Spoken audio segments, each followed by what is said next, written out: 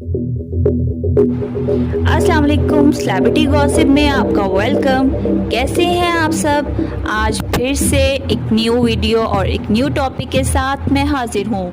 चलते हैं video. TikTok बनाएं और मशहूर हो जाएं। क्या आप जानते हैं कि टिकटॉक बनाने वाला शख्स कौन है? एक खबर के मुताबिक दुनिया भर में मशहूर कम दौरानिया की वीडियो बनाने वाली मोबाइल एप्लीकेशन टिकटॉक की कुल मालियत 75 अरब डॉलर से जायद है, जो कि पाकिस्तानी 16 खरब रुपयों से जायद रकम बनती है। टिकटॉक एप्लीकेशन के मालिक जोंग मिंग हैं, जो कि चीन में अमीर तरीन अफराद की फहरिस्त में शामिल हैं। तो क्या आप जानते हैं कि जोंग मिंग, जो कि एक कंपनी में मुलाजमत करते थे, आज दुनिया के अमीर तरीन शख्स कैसे बन गए? 36 साला जोंग मिंग का ताल्लुक चीन से है। 2008 में उन्होंने माइक्रोसॉफ्ट कंपनी में मुलाजमत इख्तियार की थी, मगर मुलाजमत में दिलचस्पी न होने के बायस इसको छोड़ दिया गया था। इसके बाद उन्होंने फन फू नामी कंपनी में मुलाजमत शुरू कर दी, लेकिन हुआ कुछ यूं कि फन फू कंपनी चल ना सकी, जिसकी वजह से जोंग मिंग को अपनी नौकरी से हाथ धोना पड़ा।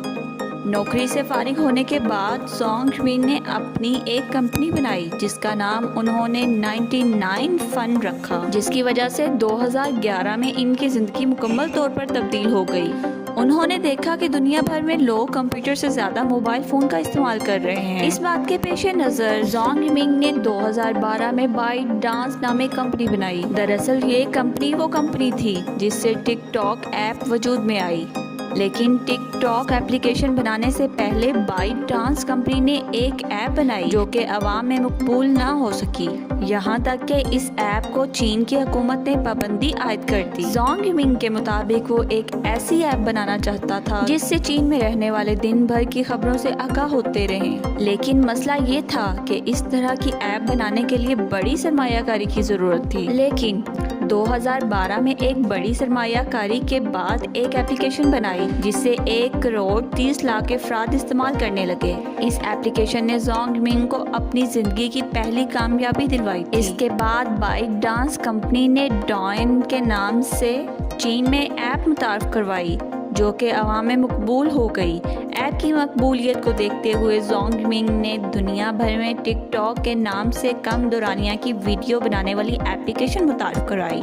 लेकिन इसी तरह की एक और म्यूजिकली एप्लीकेशन मौजूद थी जो कि टिकटॉक को मशहूर होने से रोक सकती थी, लेकिन जोंग मिंग इस बात को जानते थे, इसलिए उन्होंने म्यूजिकली ऐप को 2018 में खरीद लिया और टिकटॉक के साथ जम कर दिया। याद रहे कि दुनिया भर में टिकटॉक एप्लीकेशन का मुकाबला देने के लिए अब तक कोई बड़ी एप्लीकेशन मौजूद नहीं है, लेकिन अफसोस सिर्फ इस बात का है कि हम लोग इस एप्लीकेशन का गलत इस्तेमाल कर रहे हैं और बेहयाई को फरोग देने लगे हैं। क्या आप टीवी पर अदाकारा और मॉडल्स के ड्रामे और फोटोशूट को भी बड़ी दिलचस्पी से फॉलो कर रहे हैं? अगर हाँ, तो आप हमें नीचे कमेंट सेक्शन में ज़रूर बताएं। शुक्रिया। अगर आप हमारे चैनल पर न्यू हैं तो चैनल सब्सक्राइब करें और बेल आइकन के बटन को प्रेस करें ताकि हमारी आने वाली हर वीडियो आप तक बआसानी पहुंच सके। मिलते हैं नेक्स्ट वीडियो में, तब तक के लिए अपना ख्याल रखिएगा। अल्लाह हाफ़िज़।